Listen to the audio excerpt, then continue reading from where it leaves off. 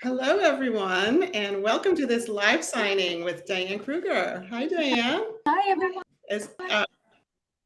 Hi. Yeah, you all know Diane is an actress, a mom, and now a new author. Her picture book is for ages 4 to 8. It's called A Name from the Sky. And I am Maria Russo. I am Diane's American editor. She also has a German editor, which we'll talk about a little bit later. So Diane, are you here in New York? I am in New York. Yes. I mean, I live in New York. You're here as a family in Paris. Just returned from this incredible book tour. It's nice to be home. And I bet. Yes. Well, we have so many questions ahead from our listeners, which I'll get to. And everyone, there's always an opportunity to buy an autographed copy at the link on the bottom for premiercollectibles.com/sky. So let me just jump right into the big question that everyone has. And in fact, one of our listeners has sent this question, Martha in Virginia. What inspired you to write this children's book? Oh, like just before the pandemic, working. Germany was visiting, helping with my about a year, and shut down, and weeks, and that time with my mom in home at 16, and we were talking about these stories. Remembered and how she really changed my life. My name, and obviously I was very the importance and through to name our daughter. I started writing things down, and then you helped me words, which was tough. I don't need much, honestly. And that's how it's. But it's true.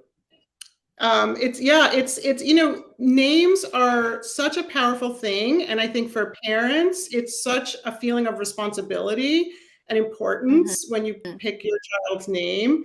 So I think what's really cool about this book is that you tell the story of how you got your own name, and then you tell the story of how you chose your daughter's name. So do you want to maybe just tell us really briefly, for those of people who haven't had a chance to read through the book yet, the story of when you learned the meaning of your name, Diane, and how that changed everything for you? Well, so I grew up in a very, very small Diane, and I was teased a lot of it, and also I was kind of an odd school with my pet, a live bunny on a leash. I preferred to be the characters in my bands. So kids differently better. And I remember coming home one night. My mom brought out goddesses, and there was Diana, the goddess named after her. A feeling of she thought I was special, my name and my destiny, and as that I had ever remember. It gave me such confidence, hope for the future, that made me incredible with my life. So with a name like that, Diane, that must be a thing that feel insecure about that, and that's kind of how it started.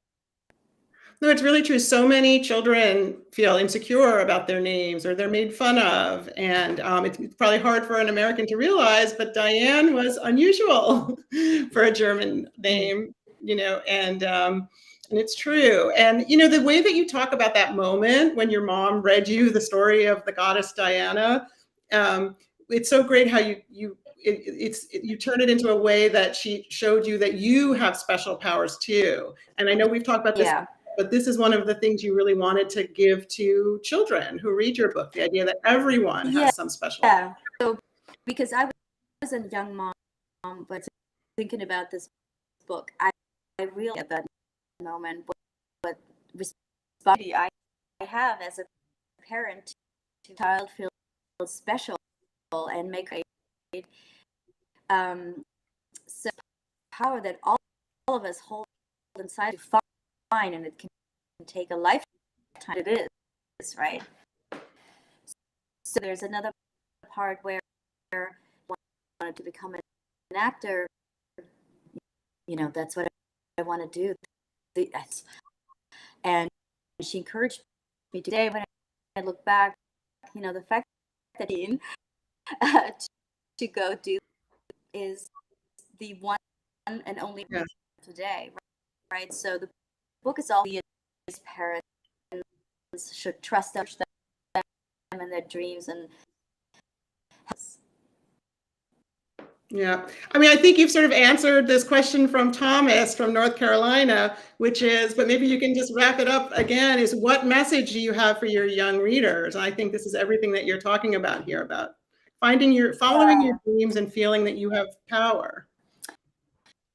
Yes, and that beginning, and it's a new promise and process as we grow.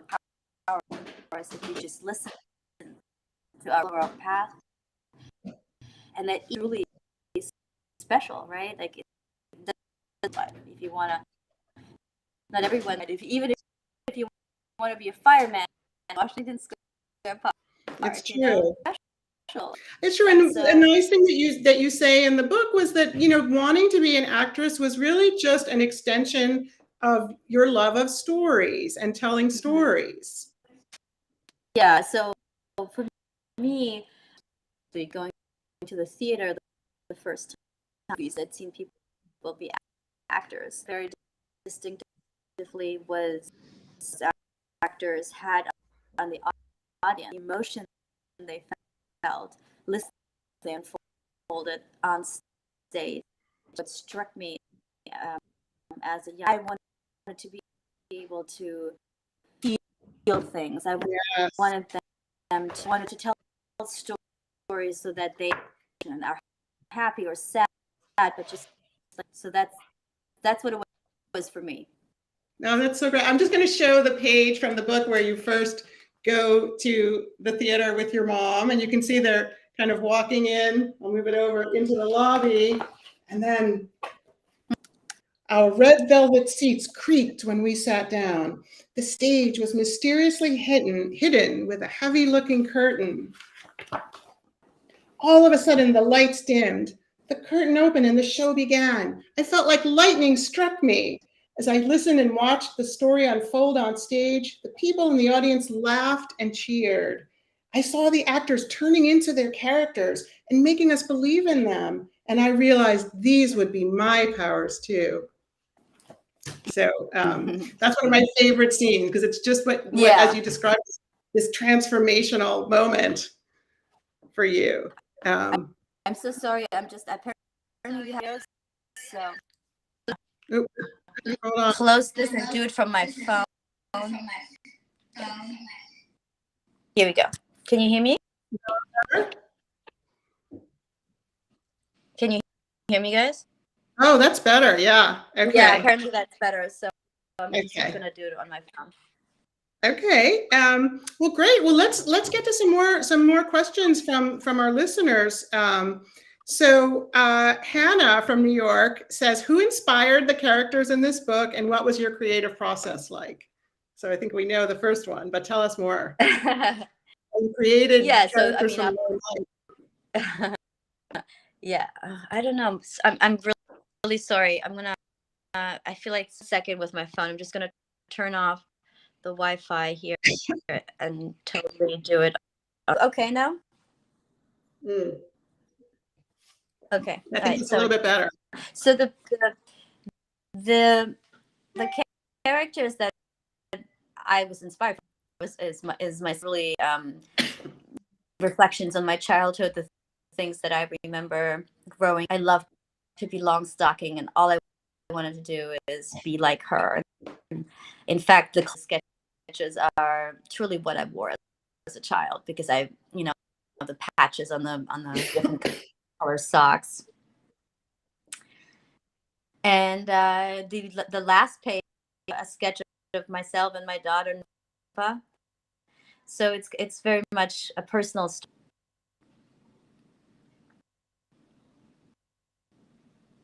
Oh, are you frozen? I'm not. Oh, yeah, I just lost your last word there. No, exactly. And Hannah is wondering, could you describe your creative process for writing this book? And it must be very different than studying for a role. Yes, I'm totally out of my depth. So typically I wouldn't, call myself an author, but it just, like I said, it started visiting and reliving my childhood, because I had so much time on my hands and being with my mom. It really, it was kind of like this amazing process of becoming, going back into your own childhood and all the hopes and dreams that I felt, starting to write that down, and that mixed with the emotion of having this, who obviously you project all the things that you wish for, that you wish for. The choosing of her name was so special, because I had Nova late in life, and her dad and I were in Tennessee on a road trip, and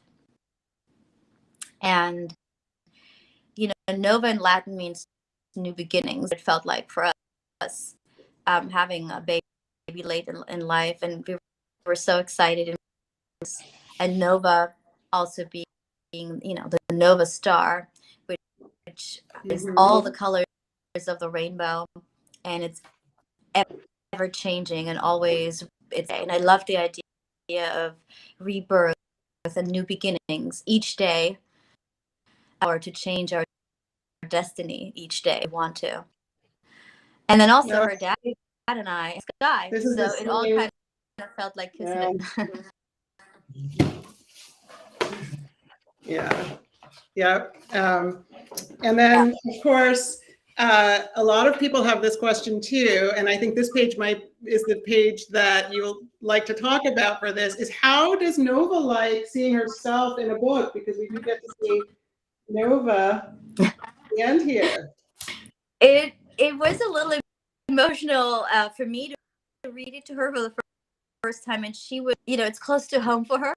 So she called BS on me being, her first comment was like, "Mom, you're not a goddess. What are you talking about?" I know meltdown, because she was appalled that I would put red shoes on her blue dress. It's red. And how could I ever do that? And of course, that was the artist, Christa, who But now it's changed now. She's when I tell her, like, I'm traveling the country and around the world to talk about her book. The first thing, she's got teary-eyed. She said, "Please don't sell my book. It's my book. It's my stuff." It's very sweet. Oh, that's amazing. Well, so what is your favorite part of motherhood? I mean, you've talked so much about how, and so movingly about when you come to motherhood a little bit later, it's all so precious, but there must be one favorite moment in your day with Nova. My favorite time truly is and reading books. I just loved reading so much as a child. It has a huge library in all the homes we own. In fact, Sundays we go to this library, and there's a huge, like, one entire floor, and it's really interesting for me to see what she gravitates to, because obviously she can't read yet, but all sketches and the different colors. And then usually we read 2 to 4, and then I let her pick 2 or 3 books, and then we can't wait to get home and, like, cuddle up in bed and read. It's my favorite time with her. Oh, I hear you. I love that. Can you remember any books that recently have really gotten Nova excited? Her favorites? Yeah. She loves Frankenbird. Ah, I don't know if you know that. Yeah. yeah. The favorite, the Gruffalo and the The Gruffalo, Gruffalo's of Child. course. Good taste. She likes Nowhere. I don't know if you've listened to I that. don't know if I've seen that one yet. Wow. Yeah. Well, so we have a really good question from Mark in Vancouver related to Mm-hmm. raising in the various countries that you travel and work in and have homes in. One of the things I love most about you is that you are a polyglot. As a parent, what would be your recommendation to help teach kids foreign languages at home? Extra points if you'd like to answer in both English and French. That we're talking about a lot in the house. I want to say it's consistency. You know, I try to speak to her, which is not always easy because Norman, doesn't speak German, so we speak a lot of English, everything. But she tends to speak back in English. She's 4. She's starting to speak back when we're alone in German. Mm-hmm. But I just, like I said, we're in Paris right now, and so once a week to a German school because I want her to be surrounded by more, native speakers. Bilingual French English school in France, and I will say, like obviously she's not. It's she's already understanding quite a bit of French, and she's learning French there because one of the teachers only ever speaks French to her. I would say it's That's just good. consistency. Yeah, I mean, Yeah. fingers crossed. It'd be great. Well, this is related to another good question we have, which is, what are the values that you're trying to teach her? As a parent too, we have this incredible role in shaping this little human. So and Nova's having this life, that has so much adventure and travel. So, Yeah. what are the values that you can give her, that you want to give her as a parent? Trying to just give her to make her feel that life is joyous, right? I want her thought and feelings that anything is possible for her. That the world is our world, right? Because we travel so much. I try to raise her with friends all over the world. We don't need to miss people because we have friends everywhere. Respect different cultures. It's important to try and speak their language. But I want her to go through life thinking that she can be anything she wants to do.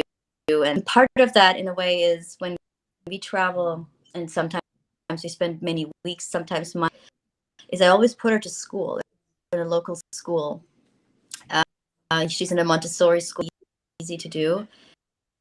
But she never has the sense that her life's on hold. That's working. So her life is very set up, and she has that as a constant. She has truly made friends all over the world. That is amazing. Well, if anyone in the audience has other questions they want to ask Diane to add to the ones that we already have, please feel free to add them, and I can ask them to Diane. But in the meantime, we do have some more questions that from earlier. Lucy in Chicago says, actress, model, mother, now author. What's the next step for you in your career? I don't know. I don't know. You know, um, my number one job is mom, right? So for sure in my life, I feel very, very humbled and blessed that I was able to in the making. I have to say it's been the most satisfying processing. It's felt intimate. The book tour around incredible because it's a different kind of thing than I usually do. Like the people and mothers and parents and people that just love books and stories there's a real exchange about something that we all want for our children, right? So I've had the loveliest time. So I don't, in terms of work, I don't know what's next, but this has been a fun journey so far being an author. It seems like you're really enjoying it. Yeah, I really have. Yeah. Yeah, and Diane was at the Frank Fair last week, right, which is the biggest book fair in Europe, and was able, because the book is also coming out in German, and you did the translation, right? Breaking up. Oh, the German translation, yeah. So that was harder than I thought it would be, to be honest. Because I was in America, so I don't know why I started writing in English. I guess also because of you, but translating it was harder than I thought. And the translation is a little bit able to incorporate that wouldn't make sense in English, like Diana rhymes in German, but not in English. So there's little tweaks that I added that are that are really fun. Well, let me just see if there's one more question. I wanted to share with the audience what I think is, for me, possibly the most fun part of the book, which is Benny, your pet bunny, when you were a kid. And I'm just going to show the picture. So this Christa, the artist, captured these really cool images of you talking to Benny and telling stories and having adventures with Benny. And that really was true. That really happened in your childhood. So can you talk about your bunny Benny and the relationship you had and how he helped you in rough times? Yeah, Benny was just, he was my pet, and I just loved him so much. The village I grew up in was right by a huge forest in the countryside. And like I said, that also my family situation was Benny was like my trusted companion through life. I was very, very introverted as a child in terms of other kids, and but I was so right, like my imagination was insane, and I would tell him I would write plays and act them out and be every single character listening to me, and he wouldn't talk back, so he was perfect. That's so great. Are you going to get a bunny for Nova? But she likes the toy version, the cuddle toy version of it, but she has, to my great disappointment. She's not a bunny lover yet. It might be coming. I hope so. I love a bunny. Yeah. Oh, no, it's really one of the most adorable parts of the story you tell. I think it's probably hard for people to really understand that you had struggles, that you were an introvert and you were a reader, and you had a private imaginary world as a child that was difficult to then be social with other kids. Right. So yeah. Okay, we have a couple of questions about the moment in your life when you first started out acting and modeling, from Lisa in Boston, Massachusetts. How did you first start out in acting and modeling, and what were the beginning days like? I mean, we see a little bit of this in the book, but could you tell us more about really starting out and making this leap from your village onto the bigger stage? Well,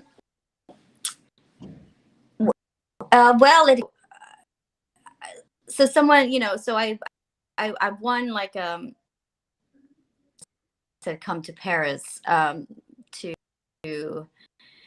model, and I was, even though I don't really look like a model, I'm 5'7", for whatever reason started working quite a bit, and then my school principal kicked me out of school, even though I was doing the work from a lot of classes, and even though I managed to do all the tests and passed, he said to me, you have to make a choice. Like, you have to finish school Wow. or you go to. Just remember that as being so unjust, right? Because he Yeah, that's basically asked harsh. us to choose between following or going back to school, and I would have liked to finish school. I was close anyway. So, and that's a part in the book, which is kind of the metaphor. That's when I'm going to trust you.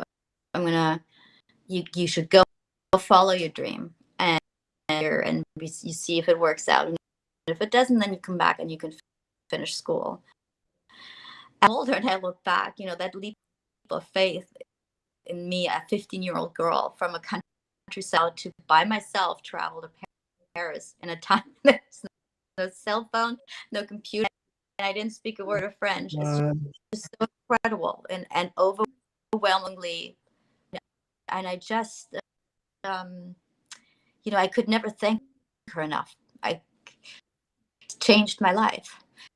Yeah. And so it's a big part for me in the book. If we trust our children and we just make them believe in themselves, they're not going to. No, you're using again a little bit. Could you just say that again? You just froze a tiny bit at the end of that last sentence. So a big part for you. Yeah, in the book. I just if we believe in our children and trust them, we will not be disappointed, right? We should and trust them to do that, and we won't be disappointed. The more you would try to put rules and unnecessary rules, the more children will rebel and they do well in life. Mm-hmm. It sounds like your mom was probably now that you're a mom, you probably understand. Oh man, the connection is so bad. Yeah. Yeah. And so now, how is your mom doing as a grandma? It's amazing. Like, so, like, as I said, I moved out so early, so young, and get to spend many, many years together, and having her back seeing her become this incredible grandparent, became a mom. I understood what unconditional love actually means, and that's been a great process for me and for us, to know that, to know what I will always be loved. I don't know how to explain it. Mm-hmm. Maybe that's more clear. It wasn't to me, and so I just have an immense amount of gratitude, appreciation for her. Yeah, that's what being a mom can do, right? You really see your own mom in a whole new way. Yeah. But it's very sweet that she's really a star of the book, because, as you say, she's the one who gives you wings, and she at every step of your life said the right thing. Okay, so we have a question from Carter in Nevada. What has been a highlight or pinch me moment in your career, besides becoming an author and writing a book, I'm assuming? There have been quite a few over the years. I never any of this would happen for me. Like, one of the big highlights must be, my second movie in my career was Troy, and I remember the steps at the Cannes Film Festival the first time, and when we were filming it, and to, like, be in this prestigious film festival, all the photographers, all the people knew my name, and I was kind of like taken aback. There have been so many pinch me moments. Like, it's times when a movie comes out, a lot of them happen, like winning like best actress in Cannes for a movie that was very a true story about a terrorist attack in Germany.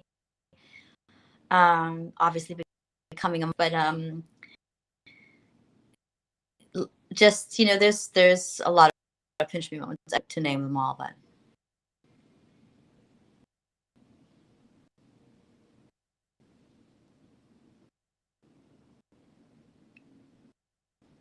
Hello.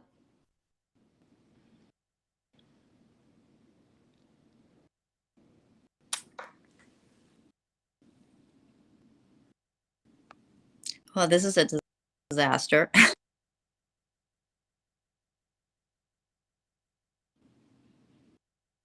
Hello. Everyone, don't forget, there's a link at the bottom to buy. Oh, there she is. Oh, we lost you for a moment there. But Yeah. you're telling the story about, these pinch me moments. So we got through the can one, and then Well, I was just saying that it would take a long time to live, but that, obviously becoming a mom is one. Award in Cannes for a film that's very close to my heart about a terrorist attack. It would really take a long time to name them all. Yeah, no, it's been an amazing career. Let's see if we have,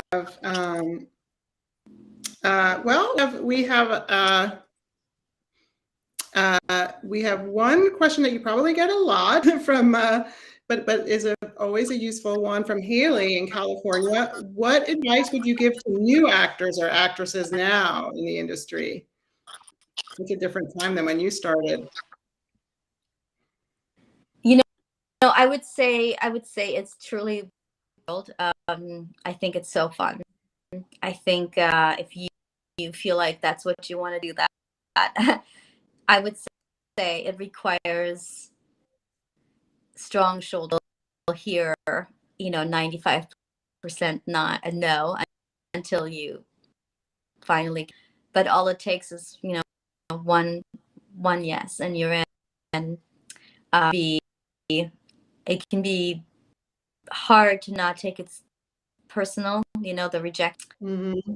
And I just think you have to have if you can have a good backbone, and people you, because it is the ride is not, it's not an even ride. Even it's easy to get caught up. And it's really the same for authors, if you so yeah, well, we are just about out of time. Maybe we should just wrap up with a final thing you want to say about writing this book and getting this book out there to children. What is it what's your wish for this book? Well, I mean, I don't know how to sum it up. Really, like I said, it's a story that I think, in a weird way, applies to many awkward about their name or feeling like they don't fit in, and it's a book about giving wings to our children's dreams, right? So I hope that will feel that when they read the story, and I hope that parents can feel that positivity of one little thing can change a child's life, give them confidence. So I'm humbled, you guys, to listen and to buy, hopefully, the book, and I hope you enjoy it at heart. That's wonderful, and I can really follow that up. As the editor of this book, I spent so long making every detail just perfect, and it's just, Diane, I know you have other platforms, but your voice as a writer is just so beautiful and authentic. Aww. And I really hope that that it gets to, as you say, far and wide, to children who really need this kind of story. And the final thing I'll say is, it's a book that makes you love books and reminds you of the power of books to change lives too. And that's something that all of our children, especially our little ones, 4 and 5 and 6-year-olds, in this world of so many screens, they need to be reminded. It was a book that changed Diane's life, and I hope that this is a book that is going to change some other young lives. So I think that is about it. I think we've got. We are out of time, and I'm so sorry about the connection issues, but I think your message came through loud and clear. I hope so. I don't know what's going on. It's just, you know, it's the internet. This is what the world we live in. Yes. But thank you all for everyone. Diane, you're going to go on you're on Trevor Noah tonight too, right? You have a busy day. I am, yes. I'm excited. So tune in to Trevor Noah too for more Diane today. Thank you all so much. And we'll say goodbye now. Bye, guys. Thank you. Bye, everyone. Thank you so much.